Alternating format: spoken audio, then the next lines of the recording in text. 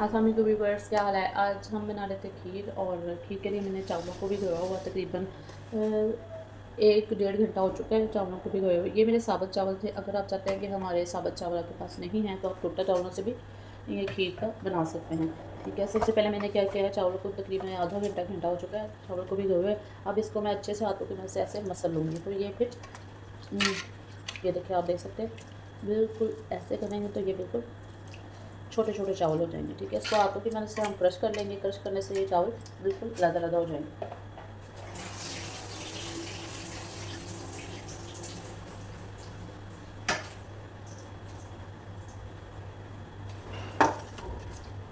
ठीक है, हम इसको ऐसे हाथों की मदद से अच्छे से मैं तकरीबन 5 से 6 किलो चावलों की खीर बना रही थी। तो मैंने कहा चलो अपने सब्सक्राइबर के साथ अपनी वीडियो शेयर कर देती हूँ कि ये खीर बनाना कितना आसान है। अगर आप सिंपल चीज़ों के साथ खीर बनाएंगे, डब्बे वाली खीर नहीं, मैं जो सही ओरिजिनल खीर जिसको वो चावलों वाली खीर बोलते हैं वो बनाने लगी थी। ये देखिए, आप देख सकते हैं चावल बिल्कुल टोटा से भी छोटा चावल हो चुका है। ठीक है, ये अब पकाना बहुत आसान है। अगर आप इसको इस तरीके से मसल लेंगे हाथों की मदद से चावलों को, तो ये बिल्कुल टूट के छोटे छोटे से चावल हो जाएंगे। बनाने के लिए सबसे पहले हमें ज़रूरत है चावलों की, जो मैंने आपके सामने बिल्कुल रेशा रेशा कर लिए। तकरीबन ये 5 से 6 किलो की खीर है, उसमें हमने इतने चावल डाल लिए। ठीक है, दूसरी तरफ हमने कर लिया है रस को भी हमने क्रश कर लिया। ये मैं आपको बताऊंगी हमने किस वक्त डालना है, ये क्यों डालते हैं। इससे खीर बहुत लजीज और मज़े की बन जाती है।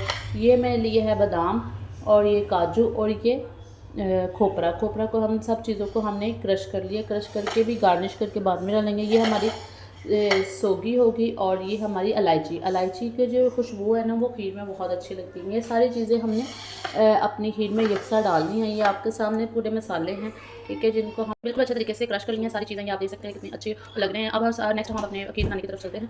हमारे दूध को बॉयल आ रहा है, तकरीबन हमने इसमें और दूध ऐड करना। जैसे बॉयल आएगा इसमें हमने और दूध ऐड करना है। ये तकरीबन 3 किलो का करीब दूध है।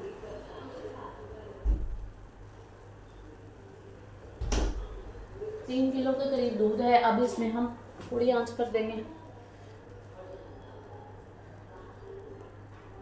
ये आप देख सकते हैं तकरीबन 3 किलो के करीब दूध है। अब इसमें हम तकरीबन किलो के करीब और दूध ऐड करेंगे। ठीक है, ये तकरीबन 5 से 6 किलो की क्रीम बन जाएगी। और इसमें मैंने ऑल पर का भी डब्बा डाला है, तकरीबन 1 लीटर का ऑल पर का डिब्बा।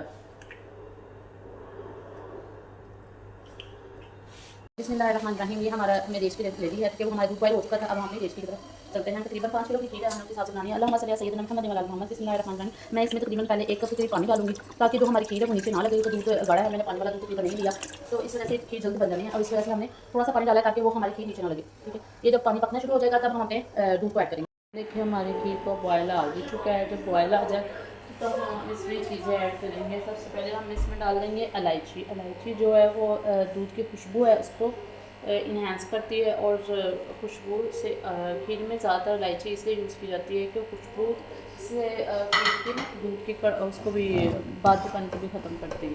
ठीक है, अब इसको अच्छे से पका लेंगे।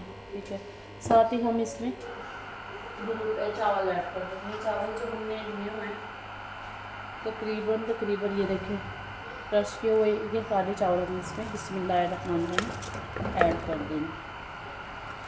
साथ साथ इसके चम्मच हिलाते जाएंगे। ये थोड़ा सा टाइम टेकिंग खीर होती है, इसमें हमने चम्मच को छोड़ना नहीं है, मुसलसल चम्मच को हिलाते जाना है, ताकि वो अच्छे से हमारी खीर नीचे भी ना लगे और अच्छे से हमारी पक जाए। ठीक है, अब हम अपने चम्मच को हिलाते जाएंगे, साथ साथ अपनी खीर को भी देखते जाएंगे।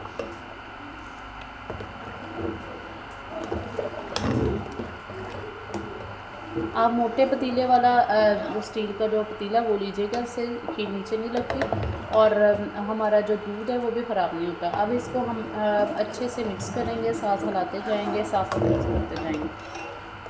चलिए, अब आपको 15 से 20 मिनट लगेंगे हमारे दूध को थोड़ा सा गाढ़ा होते भी, फिर आपसे बात करते हैं। हमारी अब जो खीर है वो बॉइलिंग पॉइंट पे आ गई है, आप देख सकते हैं, और पकना शुरू हो गई है। मैं पास से दिखाती हूँ क्योंकि मेरा मोबाइल न उसमें गिर जाए। ये देखिए अब हमारे जो है खीर पकना शुरू हो गई है। फिर मैं आपको बताऊंगी इसमें क्या क्या चीज़ ऐड करनी है। हमने तकरीबन अब इसको 10 मिनट के लिए 20 मिनट के ढक्कन ऊपर से लड़ा करके रख के छोड़ देना है। और फिर हमने अपने चावलों को देखना है कि काफ़ी हद तक बॉयल हो चुके हैं।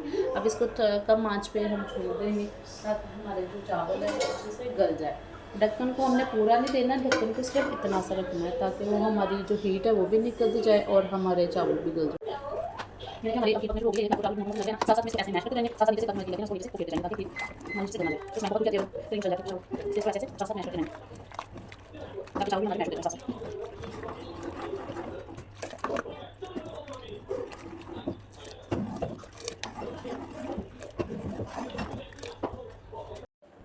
ये देखिए अब इसके ना बुलबुले बनने शुरू हो गए। इसका मतलब हमारी खीर तैयार होना शुरू हो गई है। ठीक है, ये देखिए अब इससे चावलों की कंडीशन काफ़ी हद तक गल चुके हैं लेकिन अभी प्रॉपर गले नहीं हैं। साथ साथ इसको ऐसे ऐसे चम्मच लाएंगे ताकि हमारे चावल अच्छे से नीचे से लगे भी ना और अच्छे से मिक्स हो जाए, टूट भी जाए। क्योंकि ये मैंने चावल बिल्कुल टोटा टोटा से किए हुए थे, ये जल्दी हो जाने हैं। लेकिन ये है कि आपने चम्मच को मसलसल हिलाना है और कम आंच पे अब खीर को पकाना है। अब तेज़ आंच की ज़रूरत नहीं है, एक जितनी कम आंच होगी उतनी हमारी खीर अच्छी बनेगी। आपने इसको अब और ज़्यादा तेज़ से चम्मच के साथ हिलाना है।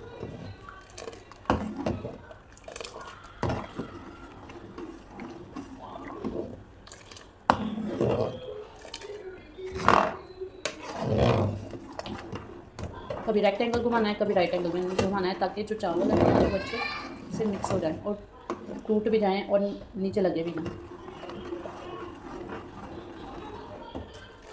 ठीक है,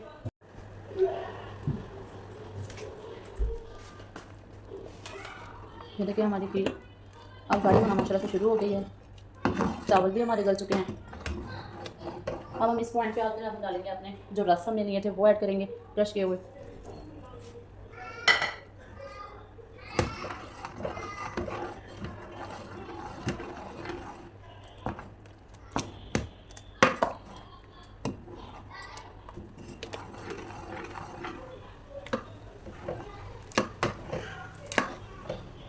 साथ साथ इसको हल्के हल्के हाथों से हिलाते जाएंगे जो गुठलियाँ ना बने।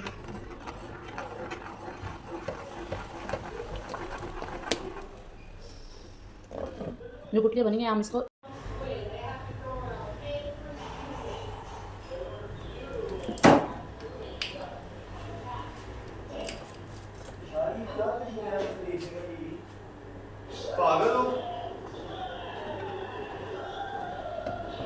ये देखिए हमारी खीर अब गाढ़ी हो चुकी है।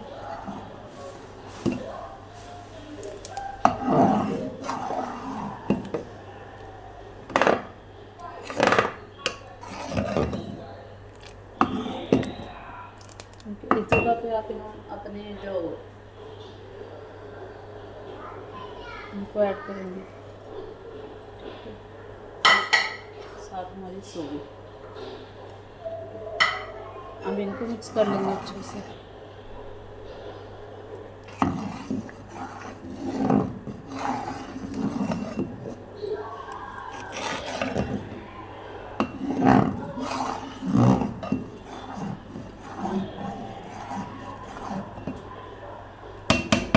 अब दूसरी तरफ हम अपनी जो हमारी चीनी है वो ऐड करेंगे। सिंपल वाली चीनी ऐड नहीं करेंगे, कैरमल चीनी जो होती है ना, कैरमल जो हम खाते हैं इससे खीर की टेस्ट बहुत ही ज़्यादा हो जाती है। मैं आपको कैरमल चीनी में बताऊँगी, हमने आहिस्ता आहिस्ता से फिर चीनी को बढ़ाते जाना है। ठीक है,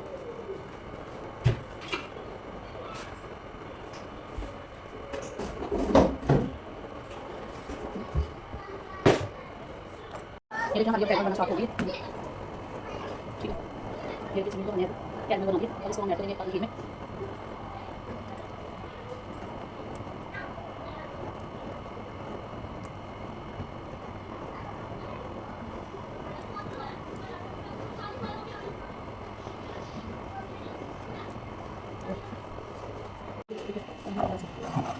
बिल्कुल गाढ़ी होती है।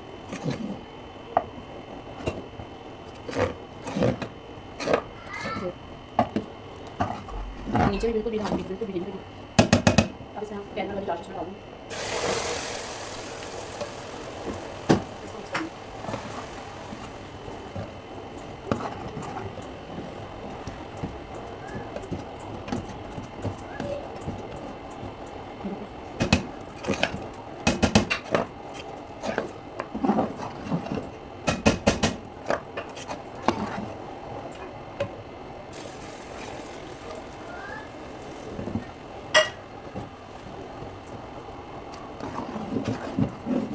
फ्लेम हमारी बिल्कुल बंद है।